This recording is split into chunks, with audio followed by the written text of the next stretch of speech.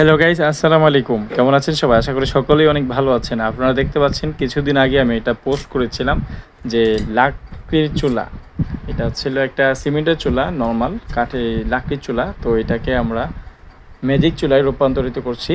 সেটা একটা ভিডিও আপনাদেরকে দেখিয়েছিলাম। তো আপনারা দেখতে পাচ্ছেন সেটা আজকে আগুন ধরানো হয়েছে। তো আলহামদুলিল্লাহ সাকসেসফুলি সুন্দরভাবে আগুন উঠেছে। বাকি আর কিছু কাজ রয়েছে, ওই যে যেমন সাইডগুলোতে আপনার ওই মাটি দিয়ে আমরা ভরাট করে দিব। তবে সেটা ভরাট করার আগে আমরা একটু আগুন জ্বালিয়ে টেস্ট করে দেখলাম যে আগুন ঠিকঠাক উঠছে কিনা।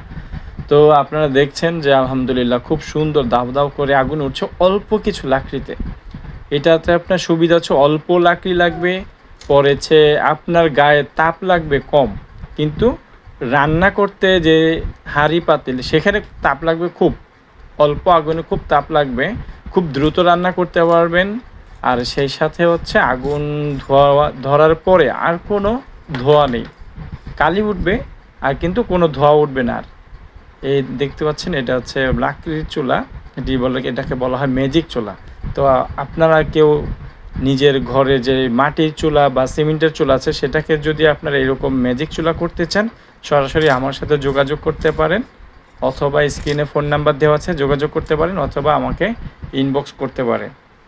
যদি কারো দরকার হয় বাঞ্ছারামপুর উপজেলার ভিতরে, ইনশাল্লাহ আপনার বাসায় গিয়ে করে দিয়ে আসবো। আসসালামু আলাইকুম।